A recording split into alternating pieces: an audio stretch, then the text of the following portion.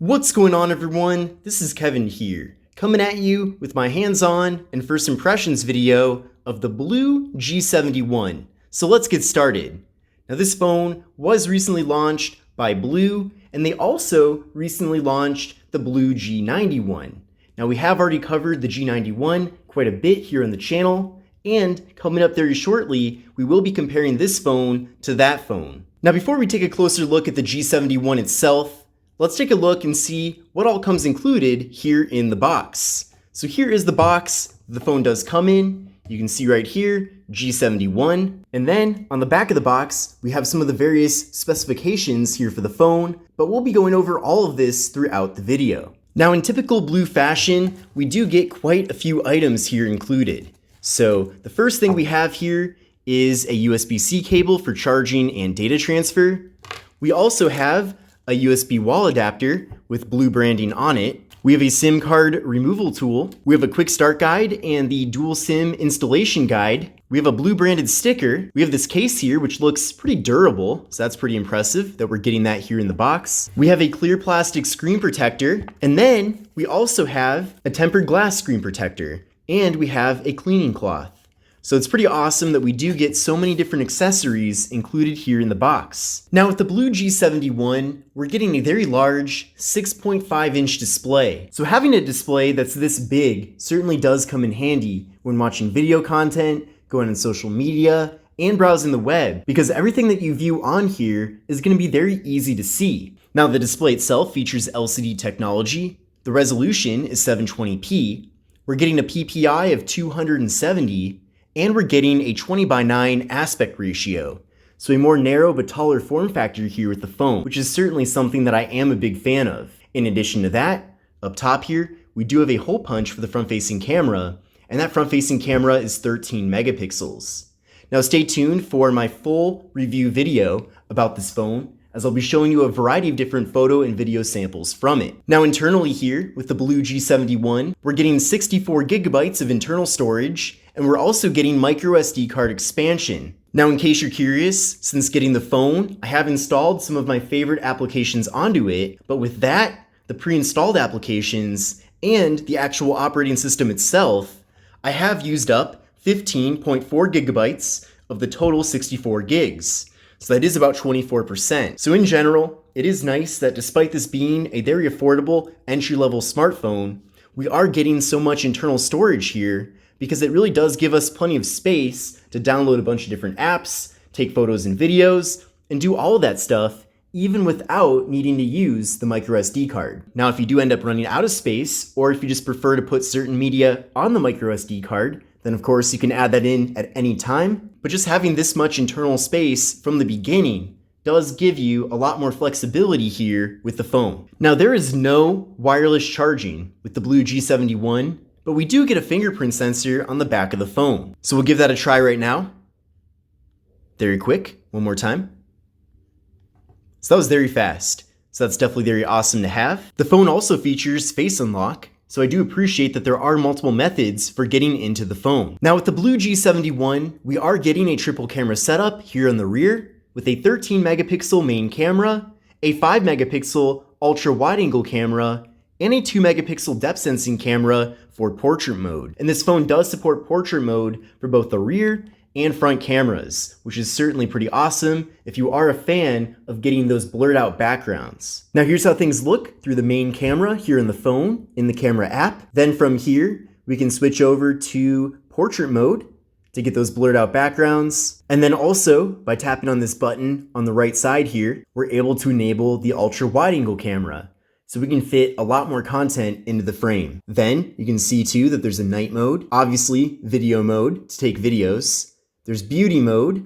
We can also go over to more here to access the QR code scanner, night mode, and slow motion. So there's not necessarily a ton of features with the camera app, but at least we do get enough where you're able to make the most out of the actual cameras that we're getting here. Now, flipping around to the front-facing camera, here's how things look.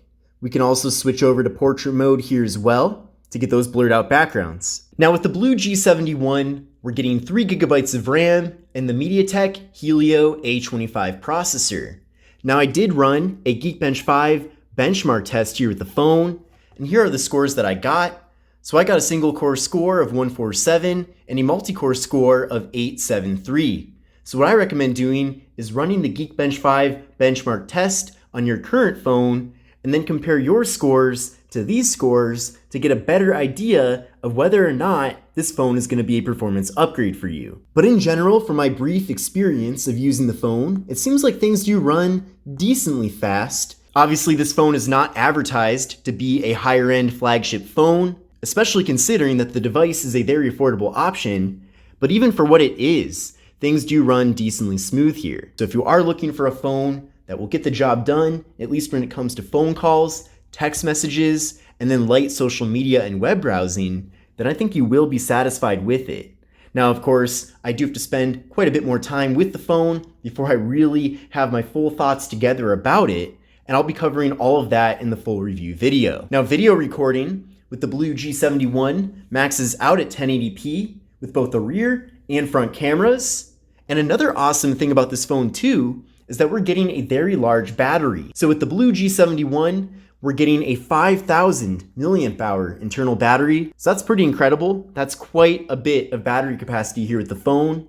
And BLU advertises this phone as having 3 days of battery life, which is certainly very impressive, especially for a budget device like this one. Now with this device, we are getting Android 10 for the software, and it's definitely not stock Android. BLU has made some small modifications where they've added in additional features while still making the experience very familiar for those that are used to using phones that do run stock Android. So in general, I am happy with the approach that the company did take as far as the software goes here with the phone, and in general, things do run very nicely. Now I don't know if, when, or ever this phone is ever going to get Android 11 or any other future versions of Android, and based off of BLU's track record, they don't really do updates at all. So basically when you buy this phone, just expect to be stuck with the software that the phone has from the day that you bought the device. And as long as you don't expect to get any updates here with the phone, then you won't be disappointed. Also keep in mind that it is pretty expensive for these companies to deploy software updates. I'm not saying that that should be any sort of excuse, but I suppose when they're offering a phone like this one for as cheap as they are, they do have to make some compromises somewhere. And speaking of compromises, there is no NFC with this phone. So if you do like to make mobile contactless payments using services such as Google Pay, for example, then you can't do it here. But now that we've gone over the various highlights with the BLU G71, let's take a closer look at the actual hardware itself. Now I already talked quite a bit about the display here, but even though it is 720p, things do look nice and crisp and clear. So in general, I have no issues with the display that we're getting here with the phone. I think it's perfectly fine, and if anything, it's slightly better than what I was expecting. But taking a look at the left side of the phone, we have the microSD card and SIM card slot. We have a dedicated Google Assistant button, which you cannot remap, by the way, but you do at least have the ability to disable it if you want. So you can see right here, if you want to disable the button, you can, but otherwise, you can only use it to access Google Assistant. So just keep that in mind. Now taking a look at the right side of the phone, we have the power button, volume down and volume up. Then up top here, we have nothing. And then on the bottom of the phone, we have the speaker, USB-C port for charging and data transfer, we have the microphone, and we have the 3.5mm headphone jack. Now taking a look at the back of the device, I'm certainly a fan of this color. I think it does look really nice. And we are getting a matte finish on the phone as well. Now it does kind of have a wavy texture to it, and it does kind of pick up some fingerprints, but in general, it doesn't pick up nearly as many fingerprints as a glossy phone. But also on the back of the device, we have the camera module and then the fingerprint sensor. But overall, I feel like the BLU G71 is a pretty exciting offering from the company. I'm glad that they are offering phones that are so affordable, such as this one, so that consumers at really any price point can access good, capable smartphones. But I hope you enjoyed this video and you're looking forward to other content about this phone here on the channel in the future. And definitely let me know your thoughts about it. But this is Kevin here. This is the BLU G71 smartphone, and I will see you in the next video.